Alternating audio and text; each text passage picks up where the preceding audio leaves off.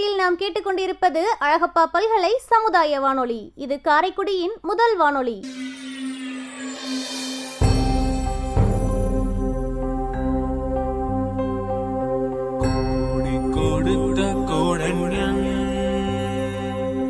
குடியிருந்த வீடும் கொடுத்த தெய்வம் தேடி அள்ளி கொடுத்த அழகம் அறிவூட்டும் வெள்ளி விளக்கு அறிவூட்டும் வெள்ளி விளக்கு தவத்தால் தோன்றி முயன்றாமை காக்கும் வள்ளலே அன்பிலார் அழகப்பாவின் அறம் பணி போற்றி செய்வோம், அறம் பணி போற்றி செய்வோம்.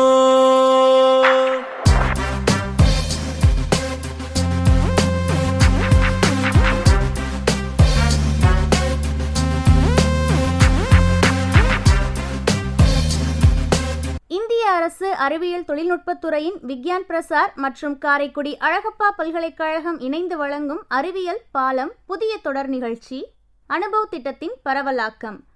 ஆக்கம் ஊக்கம் வழிகாட்டல் டாக்டர் ஆர் ஸ்ரீதர். வடிவமைப்பு செயலாக்கம் காரைக்குடி அழகப்பா பல்கலைக்கழகத்தின் சமூக பணித்துறையின் துறை தலைவர் மற்றும் பேராசிரியர் KR முருகன் அவர்கள். நிகழ்ச்சி ஒருங்கிணைப்பு சமுதாய வானொலி இயக்குனர் டாக்டர் S ராஜாராம். தயாரிப்பு குழு RJ Kamatchi, PL Kaveri Maniyan, S Rosy, M Dhanalakshmi.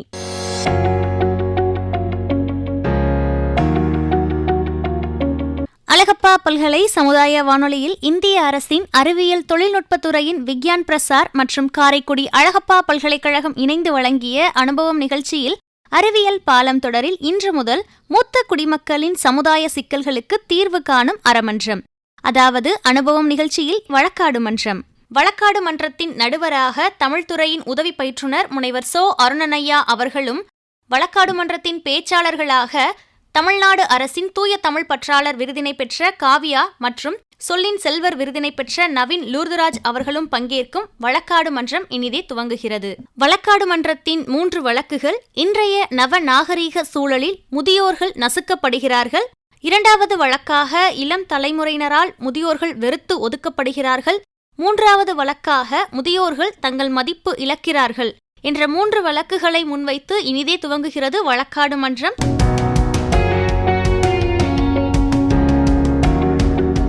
தற்போது நேயர்களின் விருப்பத்திற்கு இணங்க இனிதே துவங்குகிறது வழக்காடு மன்றத்தின் 2ஆம் பகுதி. அழகப்பா பல்கலை வானொலி நேயர்கள் அனைவருக்கும் இனிய வணக்கங்கள். என ஈன்ற தந்தைக்கும் தாய்க்கும் மக்கள் இனமீன்ற தமிழ்நாடு தனக்கும் என்னால் திணையளவு நலமேனும் பயக்குமெனில் செத்தொழியும் நாள் எனக்கு திருநாளாகும் என என் தமிழ் அன்னையை வணங்கி, இன்று இந்த வழக்காடு மன்றத்திலே வழக்கு என்னவென்றால், நாகரிக வளர்ச்சியில் முதியோர்கள் நசுக்கப்படுகிறார்கள் என்ற வாதத்தை மறுப்பதற்காக வந்திருக்கிறேன். என்னுடைய தோழி மிக அழகாக அத்துணை செய்திகளை சொன்னாங்க. இன்றைக்கு முதியோர்களால் தொலைபேசியை பயன்படுத்தவே முடியவில்லை அப்படின்ட்டு. உண்மையிலே சொல்கிறேன், எங்கள் ஏரியா பாட்டிகளெல்லாம் பார்க்கறதுனாலயா என்னன்னு தெரியல, இன்றைக்கு அத்துணை பாட்டியும் தாத்தாவும் வாட்ஸ்ஆப்பில் ஸ்டேட்டஸ் போடுறதுல தான் தாத்தாவும் பாட்டியும் மிகுந்த அலாதி மகிழ்ச்சியாக இருக்காங்க. நடுவர் அவர்களே, உண்மையிலே சொல்லணும்னா இன்னைக்கு தொழில்நுட்பத்தை பயன்படுத்த முடியவில்லைன்னு அவ்வளவு குற்றச்சாட்டு இந்த வழக்காடு மன்றத்தில் வந்துச்சு. என்ன முடியலை?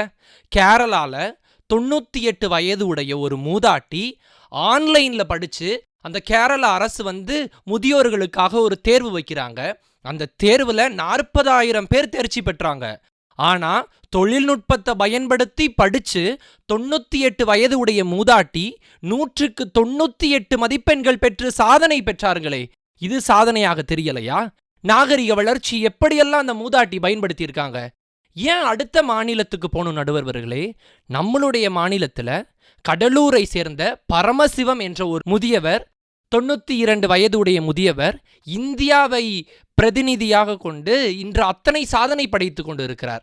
5000 மீட்டர், 10,000 மீட்டர், 100, 200 அல்ல, 5000, 10,000 என்ற தடகள போட்டிகளிலே வானம் தாண்டு ஊனம் தடையில்லை என்று அனைத்து போட்டிகளிலும் தங்கம் வாங்கி கொண்டு இருக்கக்கூடிய தங்க மகனாக தமிழகத்தை வலம் வந்து கொண்டு இருக்கிற அந்த முதியவரை நம் கண்களுக்கு தெரியவில்லையா?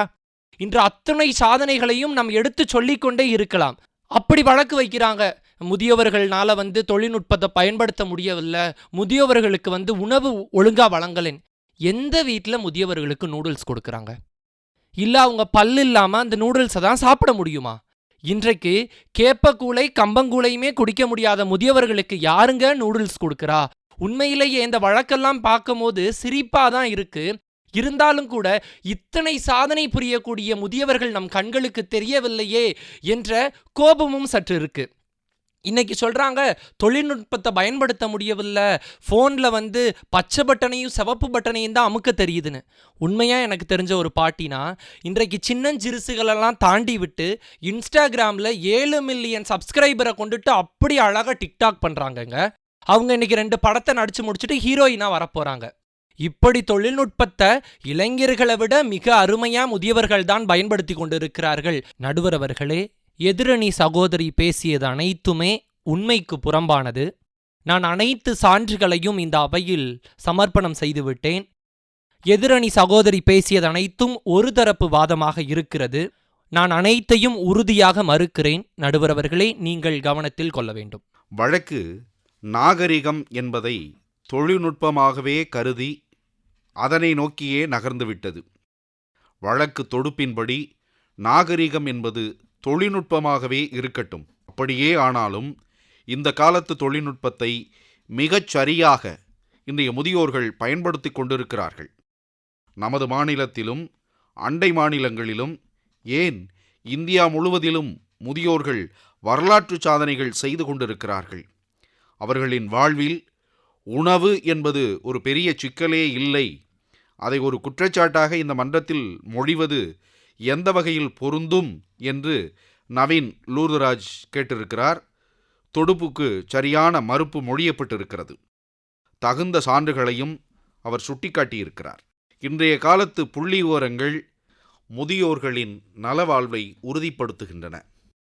இன்றைய அரசுகள் தகுந்த திட்டங்களை தீட்டி அவர்கள் வாழ்வில் நிம்மதியை, மன அமைதியை ஏற்படுத்துவதற்கு தொடர்ந்து முயன்று கொண்டிருக்கின்றன. அவற்றில் வெற்றியும் அடைகின்றன என்பது நவீன் லூர்துராஜ் அவர்களின் மறுப்புவாதம். காவியா சரவணன் குறிப்பிட்ட நாகரீக தொழில்நுட்பம்தான் முதியோர்களை நசுக்குகிறது என்ற குற்றச்சாட்டுக்கு அதே தொழில்நுட்பத்தை பயன்படுத்தி சாதனைகளை படைத்திருக்கிற முதியோர்களையும் சான்று காட்டி மறுத்திருக்கிறார். மன்றம் இவர்கள் இருவருடைய வாத பிரதிவாதங்களையும் கணக்கில் எடுத்துக்கொள்கிறது. நேயர்களும் நன்கு கவனித்து வருகிறார்கள் என்பதை நாம் அறிகிறோம். தொடர்ந்து தனது அடுத்த குற்றச்சாட்டினை இந்த வழக்காடு மன்றத்தில் முன்வைப்பதற்கு காவியா சரவணன் அவர்களை அழைப்போம். இது காவியா சரவணனுக்கான நேரம். வாதம் தொடங்கட்டும். என்னுடைய 2வது வழக்காக இந்த நீதிமன்றத்தில் நான் வைக்கிற வழக்கு, இன்றைய இளைய சமுதாயம் முதியோர்களை வெறுத்து ஒதுக்குகிறது. இன்னைக்கு இளைஞர்களை எல்லாம் தன்னுடைய தாத்தா பாட்டிகள் அவர்களுடைய குழந்தை பருவத்தில் அவ்வளவு அன்பா பார்த்துக்கிட்டாங்க. ஆனா அவர்களுடைய முதுமை பருவத்தில் இன்று இளைஞர்கள் எல்லாம் தன்னுடைய தாத்தா பாட்டியை மதிக்கிறார்களா அப்படிங்கிற ஒரு ஆணித்தரமான கேள்வியை வைக்கிறேன். யாரென்றே தெரியாத, இதுவரை முகம் பார்த்திடாத, முகநூலில் இருக்கிற நண்பர்களோடு சிரித்து சிரித்து பேசுகின்ற இந்த இளைய சமுதாயத்தினர் தன்னுடைய வாழ்க்கையையே தன்னுடைய குழந்தைகளுக்காகவும் பேர குழந்தைகளுக்காகவும் அர்ப்பணித்த தாத்தா பாட்டிகளோடு நேரம் செலவழிக்கிறார்களா எனும் என்னுடைய கேள்விக்கு இந்த நீதிமன்றம் பதில் சொல்ல வேண்டும்.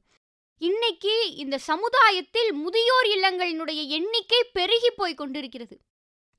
தான் கட்டின வீட்டுக்கு அன்னை இல்லம் என்று பெயர் வைக்கிறான். ஆனால் தன்னுடைய அன்னை இருப்பதோ முதியோர் இல்லம். இந்த காலகட்டத்தில் தான் இன்று வாழ்ந்து கொண்டிருக்கிறோம்.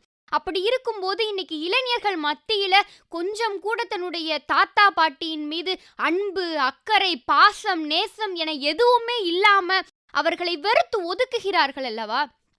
தன்னுடைய சின்ன குழந்தையா தன்னுடைய பேரனும் பேத்தியும் இருக்கும்போது 1000 தடவை அங்க பறக்கிற பறவையை பார்த்து இது என்ன பறவை என்ன பறவைன்னு கேட்டிருப்பான். அப்பொழுதெல்லாம் தாத்தாவும் பாட்டியும் முகம் சுளிக்காமல் இந்த பறவைதான்னு சொல்லியிருப்பாங்க.